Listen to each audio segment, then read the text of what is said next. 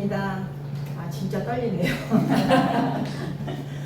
여러분, 좋은 소식, 아름다운 소식을 많이 들었습니다.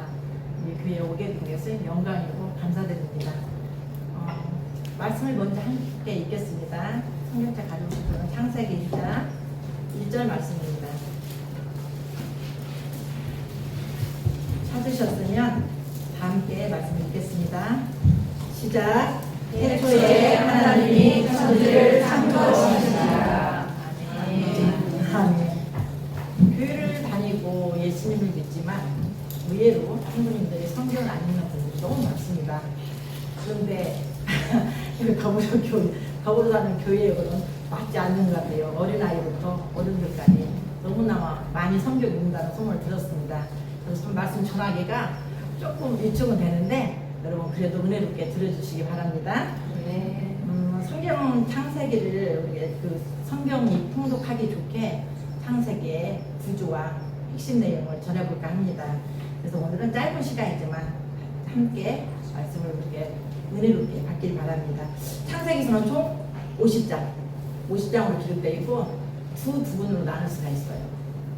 1장에서 11장에는 4가지 사건 중심으로 기록되어 있고 12장에서 50장까지는 4명의 사람 중심으로 기록되어 있습니다.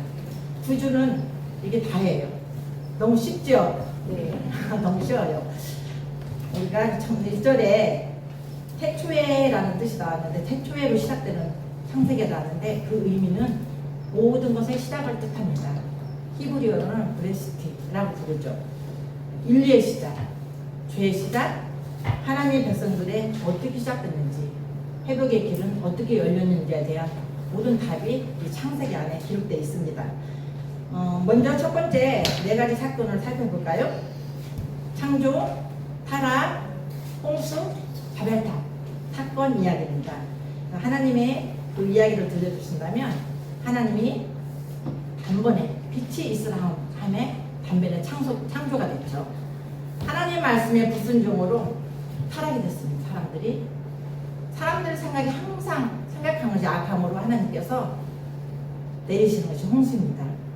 그 홍수를 내리신 그 홍수 가운데서도 노아의 가족만 구원을 받죠. 그런데도 그 후에 인간의 욕심과 탐심으로 하나님 앞에 반역하는 마음들이 일어나서 바벨탑 사건을 발생시킵니다. 이 모든 이 역사를 첫 번째 역사가 원역사라고 부릅니다. 두 번째 역사는 12장에서 50장인데 4명의 사람들입니다. 아브라함, 이삭, 야곱, 요셉.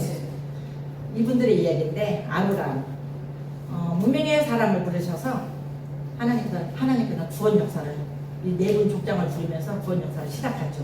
바로 하나님의 경륜이 시작됩니다.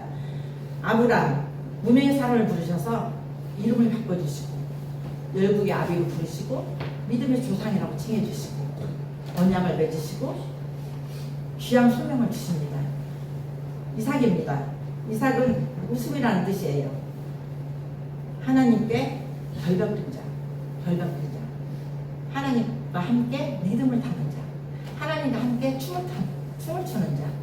그래서 온유함과 신중함의 대표 인물이죠. 야곱입니다. 야곱의 뜻은 붙잡는 자입니다. 무언가를 함시 붙잡고자 노력하지만 손에 쥐어지는 건 없어요. 그런데 야곱은 야복강에서 하나님 만나면서 그가 중생의 사람으로 거듭나게 됩니다. 그리고 깨닫죠. 아, 하나님이 모아주셔야지만이 모아지는구나 하고 자신을 내려놓습니다. 이 야곱이 나중에 야곱의 아들들 12명 통하여서 12지파가 형성됩니다. 요셉입니다. 마지막으로 야곱의 11번째 아들로서 하나님께서 나누어주는 자, 또 요셉은 사명을 아는 자입니다. 하나님께서 더해주는 자, 하나님께서 나눠주는 자, 하나님과 동행하는 자, 형통의 사람으로 책해져 있습니다. 핵심 내용이 있습니다. 핵심은 4명의 족장들을 통해서 일하시는 하나님의 열심을 볼 수가 있습니다. 여러분은 성경을 많이 읽어서 안 그러시겠지만 저는 성경을 많이 안 읽었어요. 근데 읽은 지가 얼마 안 돼서 그랬는지 저는 원죄를 갖고 태어났습니다 하는 것을 많이 들었어요. 하는 사람들 대부분이 그렇게 알고 있어요. 그런데 하나님께서 원죄를 먼저 주시지 않은 걸 여러분 아시죠? 창세기 1장에 보면 복을 먼저 주셨다는, 온 복을 주셨어요. 상대하고 번성하고 다스리라는 권세까지 주셨습니다. 원죄는 성장부터 시작됐죠. 그래서 많은 사람들이 이 원복의 자리에서 떠나 있습니다. 하나님이 이 4명의 족장을 통하여서 하나님이 열심히 일이 무엇이냐, 원복, 행복의 자리로 초대하는 일을 옮기는 작업을 하신다는 것입니다. 그래서 요한복음 10장 10절에 보면 내가 온 것은 양으로 생명을 얻고 더 풍성히 얻게 하려 하는 것이다. 우리는 이 말씀에 사명을 받은 자예요. 더 풍성히 얻게 하는 것이다. 우리는 더 가진 자고 더 가진 것을 아는 자입니다. 그렇기 때문에 이 사명이 우리에게 주어졌다는 것이다. 왜? 4명의 족장의 바통을 저희들이 이어받은 것이죠. 아브라함 할아버지가 말씀을 듣고 가만히 있었으면 역사는 어떻게 됐을까요? 말씀을 듣고 말씀을 따라갔다고 말씀이 기록되어 있습니다.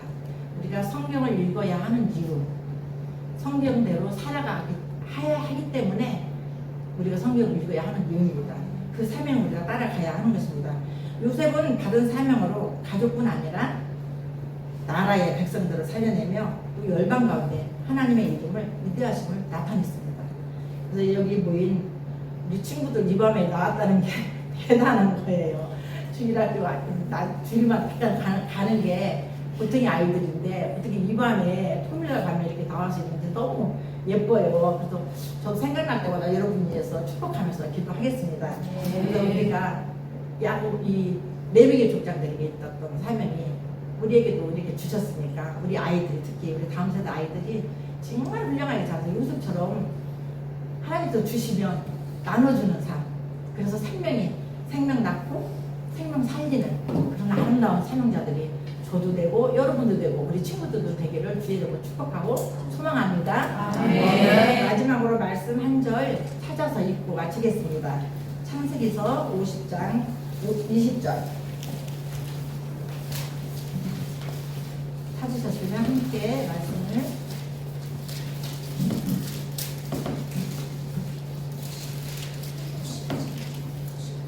50장 20절 말씀 함께 말씀을 읽겠습니다. 찾으셨으면 시작. 당신들은 나를 하라고 하였으나 하나님은 그것을 선으로 바꾸사 우리와 같이 많은 백성의 생명을 구원하게 하시려 하셨나니. 아멘. 들어주셔서 감사합니다.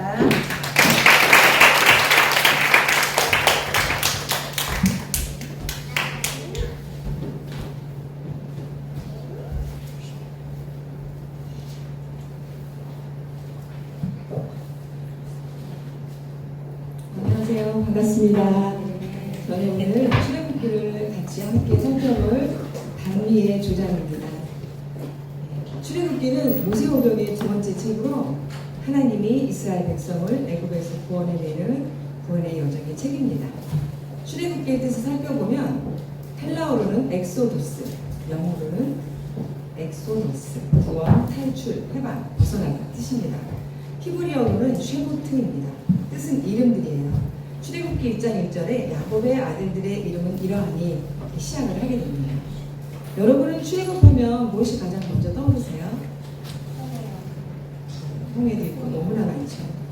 네, 이렇게 출애굽기에는 매우 상징적이고 중요한 이야기가 너무나 많습니다. 근데 오늘은 핵심적인 주제 3가지를 여러분과 함께 살펴보겠습니다. 첫 번째는 출애굽, 구원입니다. 두 번째는 언약, 율법, 세 번째는 성막, 하나님의 인재 사건입니다. 악을 손으로 바꾸신 하나님의 은혜로 말미암아 애굽으로 이주한 야곱의 7 가족들은요 430년의 애굽 생활을 통하여 생육하고 번성하여 큰 민족을 이루게 됩니다. 불어난 민족의 수와 또 강함에 위협을 느낀 애굽은 이스라엘 백성들을 노예로 삼습니다. 그들을 억압하고 학대하고 고된 노동으로 굉장히 힘들게 하죠. 백성들은 하나님께 부르짖습니다.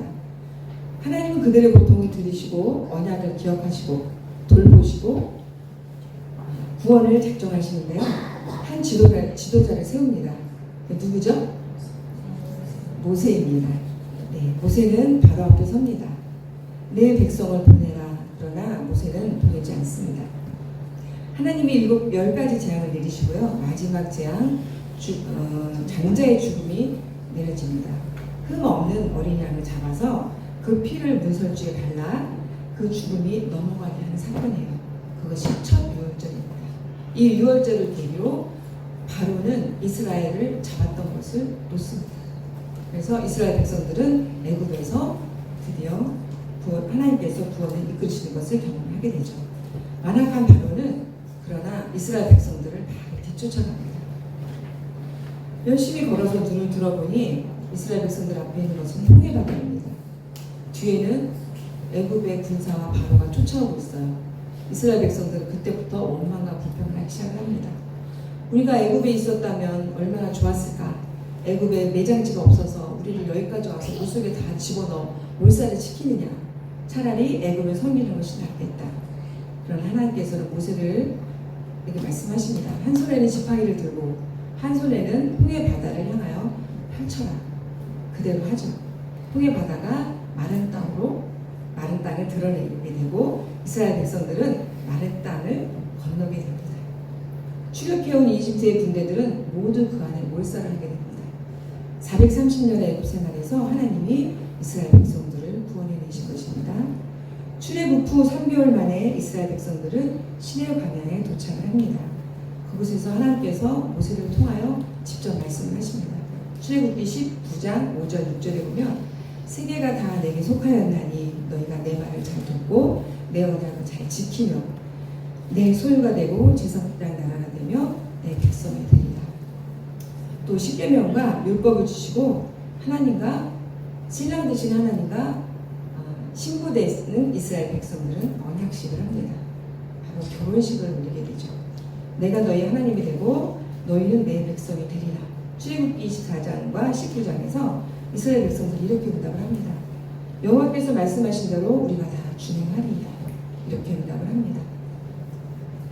이집트라는 죄, 노예 생활에서 자유와 해방을 얻었어요. 이스라엘 백성들은 또 홍해 바다를 건너면서 물세례를 받으며 죽음에서 생명을 얻은 이스라엘 백성들은 이제 더 이상 노예도 아니고 묶인 자도 아닙니다.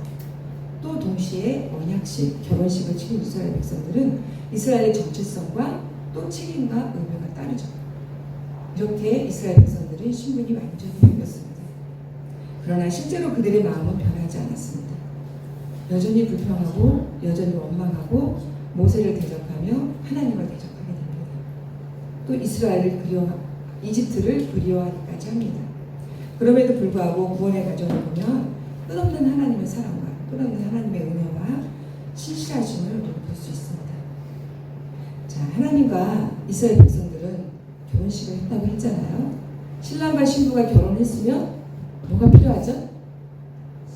네, 살 집이 필요합니다. 거주할 집이 필요해요.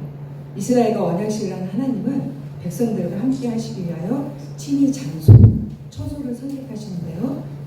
그것이 바로 성막입니다. 하나님이 직접 설계를 해주셨어요.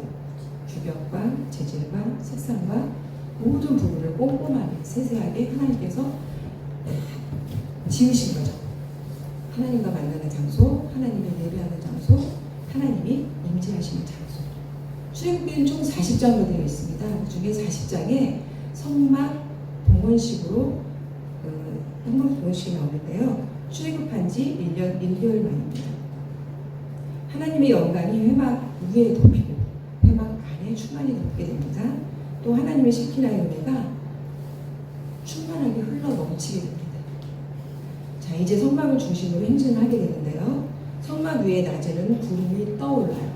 그러면 행진을 하게 되죠. 그 다음에 성막 위에 밤에 불이 떠오르면 멈추게 됩니다. 스톱, 스톱. 이렇게 드디어 하나님은 이스라엘 백성들과 함께 가나안 땅, 약속의 땅으로 출발할 모든 준비를 마치게 하십니다. 하나님은 이스라엘을 애굽에서 구원하시고 시내산에서 언약을 맺으시고 광야 여정 동안 임재로 동행하시며 자신의 백성으로 삼으셨습니다. 430년 동안 하나님은 한 번도 이스라엘 민족을 잊어버리신 적이 없으셨습니다. 그들을 기억하셨고 그들에게 이름을 주셨고 그들의 이름을 불러주셨고 결국에는 약속을 성취해 내셨습니다. 하지만 이스라엘 백성들은 하나님의 인도와 보호하심을 받으면서도 끝없이 원망과 불평을 내려놓지 않았습니다.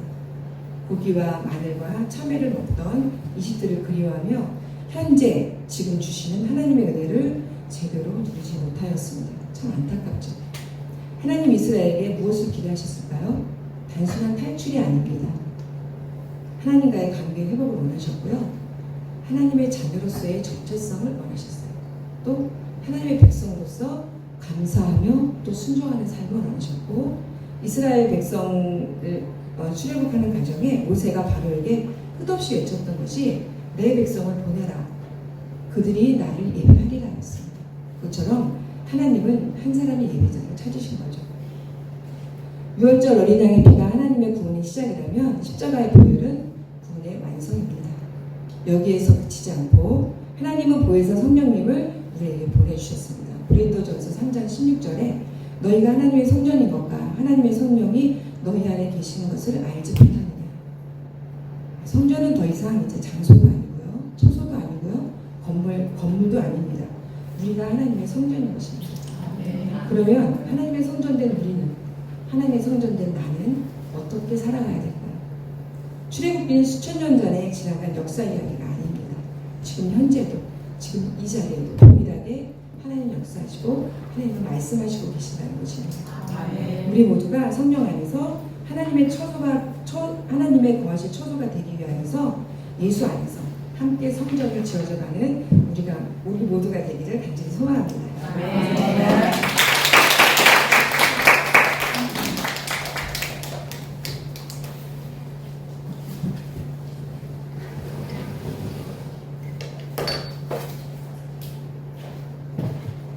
키가 작아서요.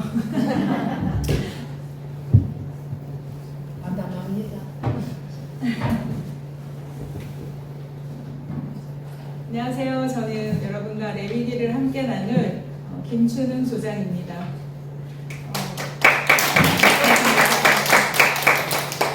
먼저 레위기의 핵심 구절인 레위기 19장 2절을 함께 읽겠는데요. 성경책 있으시면 레위기 19장 2절을 함께 찾아보겠습니다.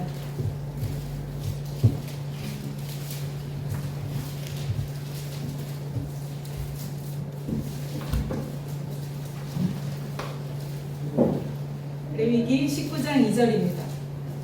찾으셨으면 다 함께 읽겠습니다. 시작. 너는 이스라엘 자손의 온 회중에게 말하여 이르라. 너희는 거룩하라. 이는 나 여호와 너희 하나님이 거룩함이니라. 아멘. 우리 말씀 읽은 것처럼 레위기의 핵심 단어는 거룩입니다. 하나님은 출애굽기에서 백성들과 언약식을 맺었습니다. 이 언약식의 자세한 내용이 기록되어 있는 것이 바로 레위기입니다. 이 책의 히브리어 제목은 다른 모세오경의 본문의 책들처럼 본문의 첫 단어를 따라 그리고 그분이 부르셨다라는 뜻의 바이크라입니다. 히브리어로 이스라엘 백성이 시내산 아래에서 머무는 동안 하나님은 모세와 장로들을 때로는 회막에서 만나시고 때로는 산 위에서 만나시고 그리고 때로는 빈 들에서 불러서 말씀하셨습니다. 이렇게 말씀하신 대화들의 내용이 바로 레위기입니다. 하나님이 부르신 백성들을 애굽에서 탈출시킬 때는 단 하룻밤이면 충분했습니다. 그런데 이스라엘은 조상 때부터 현재까지 애굽에서 몇 년을 살았다고 출애굽기에서 이야기했었죠? 430년이요. 네, 그래서 그 430년 동안 애굽에서 살았기 때문에 그들 안에 있는 애굽의 생활 습관이나 그리고 방식이나 이런 것들을 빼내는 데는 굉장한 오랜 동안의 시간이 필요했습니다. 그래서 하나님께서 이 레위기를 통해서 말씀해 주시는 겁니다. 레위기는 결혼 생활의 신비와 비슷합니다. 신랑 하나님과 그리고 신부 이스라엘이 언제 소통하고 그리고 무엇을 닮아가며 그리고 어떻게 함께 살아가야 할지를 알려주는 하나님과의 결혼 생활 언약서와 같은 것입니다. 레위기는 총 27장으로 되어 있고요. 레위기는 세 마디로 나눌 수 있습니다. 첫 번째는 제사 방법이에요. 그리고 두 번째는 하나님의 백성으로서의 구별된 삶을 살아가는 방식. 그리고 세 번째는 더불어 함께 살아가는 생활 규칙이 기록되어 있습니다. 저는 이 세 마디 중에서 첫 번째 마디인 1장에서 10장까지의 내용으로 제사 방법에 대해서 함께 알아보겠습니다. 이스라엘이 하나님께 드리는 제사에 대해서 기록되어 있고요. 제사법의 상징적인 의미로는 헌신과 정결, 그리고 죄의 용서와 화목입니다. 먼저 제사의 종류는 5가지가 있습니다. 제사의 종류는 5가지가 있는데 제가 만들어 왔습니다. 자, 제사의 종류는 5가지인데 번제, 소제, 화목제, 속죄제, 속건제 이렇게 제사의 종류는 레위기에서 5번에 대해서 계속 이 제사 방법에 대해서 이야기하고 있습니다. 그리고 이 제사의 종류인데 그러면 제사를 어떻게 드려야 하나? 이 제사의 드리는 방법에도 나와 있습니다. 이 제사를 드리는 방법에는 몇 가지가 있을까요? 네, 3가지가 있습니다. 이 3가지의 제사를 드리는 방법은 뭐냐면 화제가 있습니다. 이 화제는 불로 태워서 드리는 거예요. 하나님 앞에. 그리고 두 번째는 거제예요. 거제는 뭐냐면 하나님 앞에 제물을 올려서 드리는 제사예요. 그리고 세 번째 요제는 하나님 앞에 이 제물을 흔들어서 올려드리는 그 제사가 바로 요제입니다. 이렇게 제사에는 또한 이 5가지 제사 중에는 2 그룹으로 나눌 수 있는데요. 그 그룹이 가지는 각각 공통점이 있습니다. 첫 번째 그룹은 번제, 소제, 화목제입니다. 이 3가지는 어떤 공통점이 있냐면 하나님께 감사해서 나는 정말 하나님께 이걸 드리고 싶어 라고 스스로 자원해서 드리는 제사가 바로 이 3가지 제사입니다. 그리고 두 번째 또 속죄제와 속건제가 있는데 이 제사는 어떤 공통점이 있냐면 이 제사에는 강제적으로 드리는 거예요. 왜냐하면 하나님이나 또 이웃 간에 죄 지은 게 있다면 그것을 해결하기 위해서 죄의 해결을 위해서 반드시 드려야 하는 그런 공통점이 있습니다. 그리고 스스로 드리는 앞에 3가지 번제, 소제, 화목제 이 3가지에는 또 하나의 별명이 붙어 있습니다. 혹시 어떤 별명인지 아실까요? 네, 어떤 별명이냐면 바로 향기로운 냄새라는 별명이 붙어 있어요. 자, 하나님께서 이 3가지의 별명이 붙은 제사를 드릴 때는 하나님이 어떻게 이 제사를 받아주시냐면 향기로운 냄새구나 라고 그 하나님께서 제사를 드리는 사람과 그리고 그 제사를 받아주시는 거예요. 지금 이 자리에 나오신 우리 어린 아이부터 어르신까지 누가 나오라고 해서 이 자리에 나오신 거 아니죠? 찬양 인도하시는 분 너무 많이 은혜 받았습니다. 네, 이렇게 저와 여러분이 지금 이 자리에서 드리는 이 예배도 하나님께서 우리 지금 이 모습을 보시고 정말 향기로운 냄새구나 라고 기뻐하실 거예요. 네. 자, 우리 이렇게 교회에 나올 때뿐만이 아니라 아까 목사님께 말씀을 들으니까 학교에서도 그리고 친구들 사이에서도 정말 우리 친구들은 향기로운 냄새로 하나님 앞에 기쁘게 이렇게 드리고 있더라고요. 우리 앞으로도 하나님께 이렇게 향기로운 냄새를 올려드리는 그런 삶이 되도록 우리 함께 여러분과 저와 기도하면서 그런 축복을 누리시기를 바랍니다. 네. 아직 안 끝났습니다. 왜냐하면 레위기의 제사는 정말 어려워요. 그래서 제가 복습을 한 번 더 하기 위해서 또 준비해온 것이 있습니다. 자, 뭐냐면 레위기의 5대 제사 방법이에요. 아까 먼저 이야기한 것처럼 제사의 종류에는 몇 가지가 있다고 했죠? 5가지. 네, 우리 한번 표를 보면서 외쳐볼까요? 시작! 번제, 소제, 화목제, 속죄제, 속건제.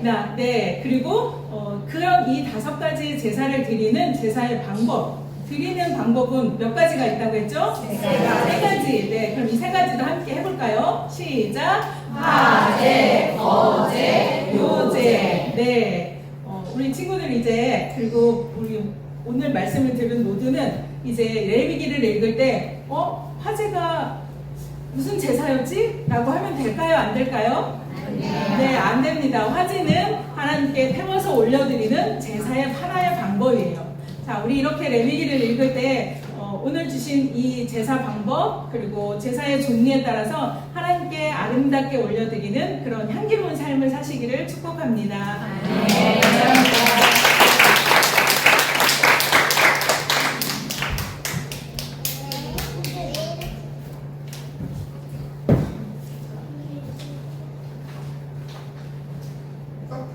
저는 더 작아서 저 놀랐습니다.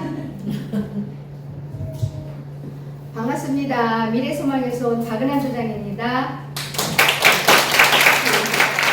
저는 여러분하고 모세오경의 네 번째인 민수기를 나눠보겠습니다. 민수기는 모세오경의 네 번째 책이지만 시간적으로 역사적으로 보면 출애굽기 40장과 연결되어 있는 책입니다. 민수기는 1장 1절에 나오는 광야에서라는 뜻으로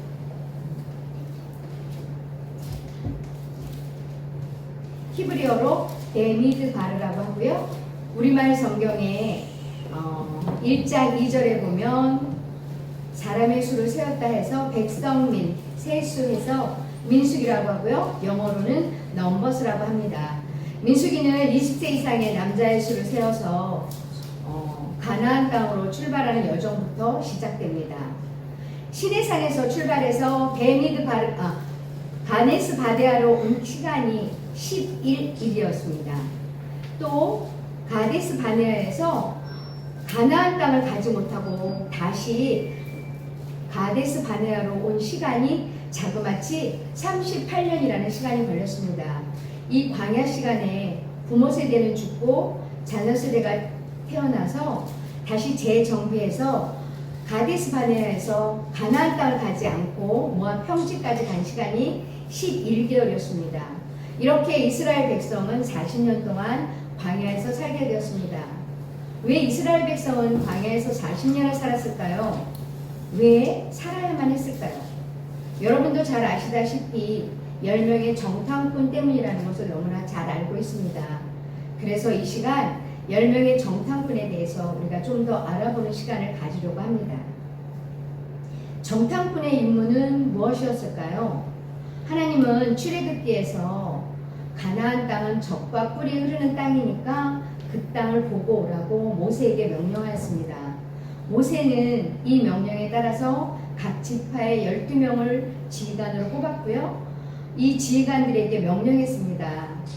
여러분, 그곳에 가서 젖과 꿀이 흐르는 가나안 땅을 보고 오고 그곳에서 나는 과일까지 가지고 오라고 명령하였습니다. 40일 후 이들은 돌아와서 이렇게 말했어요. 이것 보세요. 거기서 나는 과일이에요. 정말 그곳은 젖과 꿀이 흐르는 땅이랍니다. 여기까지 딱 좋았어요. 근데요, 거기에는 거인족이 살아요. 여기까지도 딱 좋았어요. 그런데 그들은 우리를 메뚜기처럼 여겨서 우리는 그들한테 죽을 겁니다. 그런데 이 불평은 이 10명은 정탐꾼에서 끝난 것이 아니라 모든 무리에게 다니면서 이 악평과 불평을 늘어놓았습니다. 어떻게 됐을까요? 이스라엘 백성들은 이 악평과 불평을 들은 이후로 하나님을 원망하게 되었어요. 어쩌자고 하나님은 우리를 이 땅에서 죽이려고 여기까지 데려왔단 말인가. 우리가 다시 애굽으로 돌아가자. 이렇게 불평하게 됐습니다. 이 악평은 어떤 결과를 가져왔나요? 10명의 정탐꾼은 여호와 앞에서 재앙으로 죽었고 이 10명의 정탐꾼이 들었다는 소식을 들은 이스라엘 백성은 다음날 아침에 산지로 올라가기로 약속했습니다. 여러분, 우리 하나님께서 우리에게 약속하신 가나안 땅을 가서 그 땅을 칩시다. 이때 모세는 이스라엘 백성에게 경고했어요. 여러분, 왜 또 하나님의 명령을 거스르는 겁니까? 하나님이 여러분과 함께 하시지 않기 때문에 여러분들은 적에게 패하고 말 겁니다. 가나안인은 여러분을 기다리고 있다가 죽일 겁니다. 결과는 당연히 패했지요. 그 결과 광야에서 하나님과 함께하는 40년의 훈련의 시간이 갖게 된 것입니다. 여러분, 우리가 사는 세상은 다수의 의견을 따르는 것이 맞다고 생각하고 또 그렇게 합니다. 아마 저나 여러분도 다수의 10명의 의견에 따라서 찬성했을 것입니다. 우리는 하루에도 많은 소리를 듣고 많은 말을 합니다. 여러분은 지금 어떤 소리에 귀를 기울이고 있나요? 또 여러분은 어떤 말을 하고 살고 있나요? 잠언 18장 21절에 보면 죽고 사는 것이 혀의 힘에 있다고 했습니다. 우리는 어떤 때는 사람을 죽이는 말을 하고 또 어떤 때는 사람을 살리는 말을 하고 있습니다. 맞습니다. 모세가 말한 것처럼 하나님과 동행할 때만이 우리는 사람을 살리는 말을 하고 살고 있습니다. 여러분은 분명 사람을 살리는 말을 하고 있다고 저는 믿습니다. 긍정의 말을 하고 있고 믿음의 말을 하고 있습니다. 왠지 아시죠? 여기가 더불어 사는 교회잖아요. 맞죠? 이곳에 사람을 죽이는 말이 가득했다면 어떻게 더불어 살아가겠습니까? 또 더불어 사는 교회가 되겠습니까? 히브리서 4장 12절에 보면 하나님의 말씀은 살아있고 활력이 있다고 했습니다. 하나님은 더불어 사는 교회를 통해서 생명을 살리는 말씀을 주셨고, 그래서 이곳에 말씀이 선포될 때마다 문경 땅은 더불어 사는 땅, 하나님이 함께 하시는 땅이 될 거라고 저는 믿습니다. 더불어 사는 교회에서 사람이 살아나고 살아나는 열매를 풍성히 맺는 하나님과 동행하시는 교회가 되시기를 이 시간 축복합니다. 감사합니다.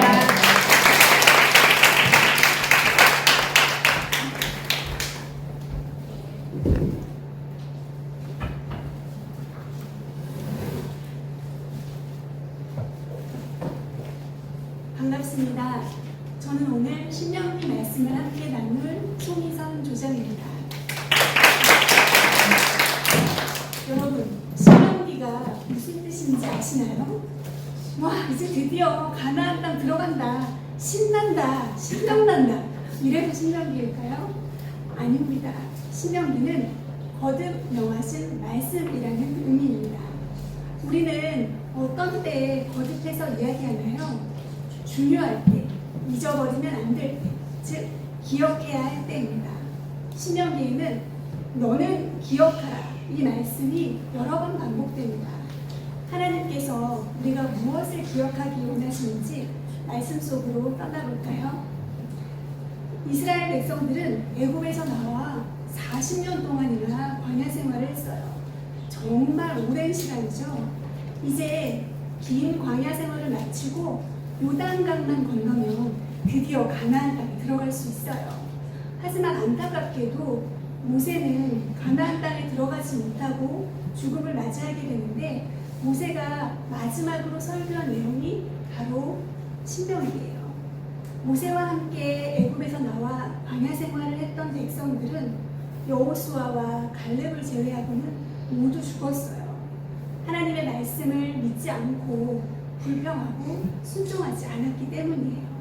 그래서 모세는 광야에서 태어난 자녀 세대가 가나안 땅에 들어가 하나님의 말씀에 순종하도록 하나님의 말씀을 자세히 알려주었어요.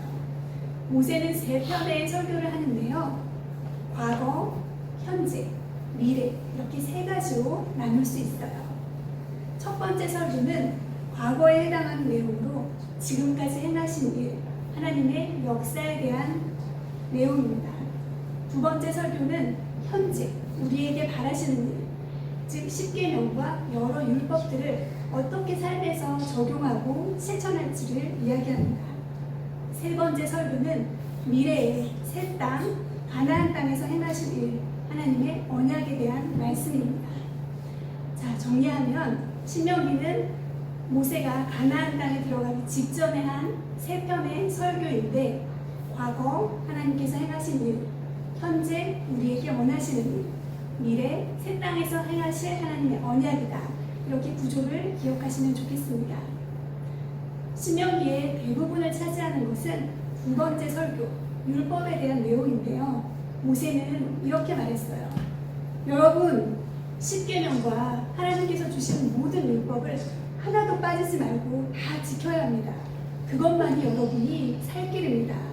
하나님께서 여러분께 명령하신 대로 산다면 새로운 땅에서 행복하게 오랫동안 사실 것입니다.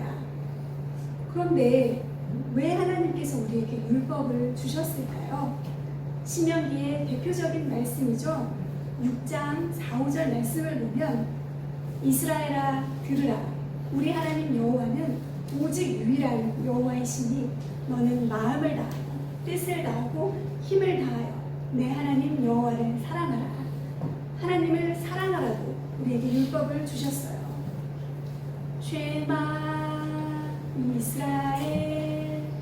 이스라엘아 들으라 할 때 이 들으라라는 말은 히브리어로 쉐마라고 해요.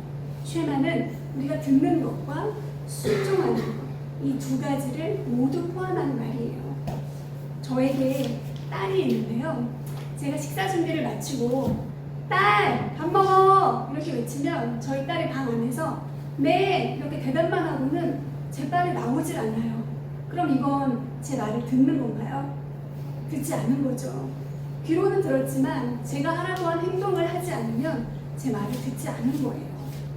마찬가지로 하나님께서도 말씀을 귀로 듣고 머리로만 아는 것으로 그치는 걸 원하지 않으세요.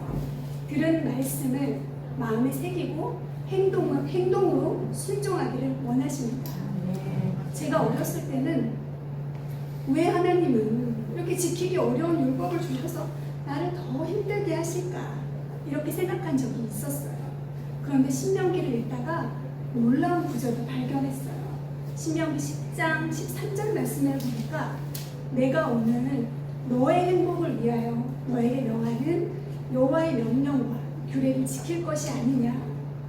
저는 하나님 말씀을 지키는 것은 하나님 행복을 위한 거고 저는 좀 더 힘들어진다고 착각을 했었는데 저의 행복을 위해서 명령하신 거예요. 전에는 제 마음에 들지 않는 친구를 마음껏 미워하는 게 더 편하고 좋은 줄 알았는데 친구를 미워하는 마음이 제 안에 가득 차니까 누가 힘들까요? 제가 힘들더라고요. 하나님, 저는 저 친구가 도무지 마음에 들지 않아요. 그런데 하나님이 서로 사랑하라 이렇게 명령하셨으니까 제가 지키기로 결심했어요. 하나님이 사랑을 부어주세요. 이렇게 기도하면서 말씀에 순종하기로 결단했습니다. 내 공성대로 살지 않고 말씀에 나를 묻고 순종하기로 결심할 때 하나님께서 기뻐하십니다. 친구를 미워하는 마음이 사그라지게 하십니다. 그리고 순종할 수 있도록 하나님께서 도우십니다. 그때 깨달았습니다. 하나님의 말씀에 순종하는 게 나를 힘들게 하는 게 아니라 나를 행복하게 하는 거구나. 그리고 예수님께서는 요한복음에 이렇게 말씀하셨어요. 나의 계명을 지키는 자라야. 어떤 자라고요? 나의 계명을 지키는 자라야 나를 사랑하는 자니 나를 사랑하는 자는 내 아버지께 사랑을 받을 것이요 나도 그를 사랑하여 그에게 나를 나타내리라. 말씀에 순종하는 것이 하나님이 사랑하는 것입니다. 이 순종하는 사람을 하나님께서 사랑하시고 만나주시겠다 약속하셨습니다. 쉐마 들어라 순종해라 하고 외치시는 하나님의 말씀을 기억하며 순종의 복을 누리시기를 바랍니다. 아멘.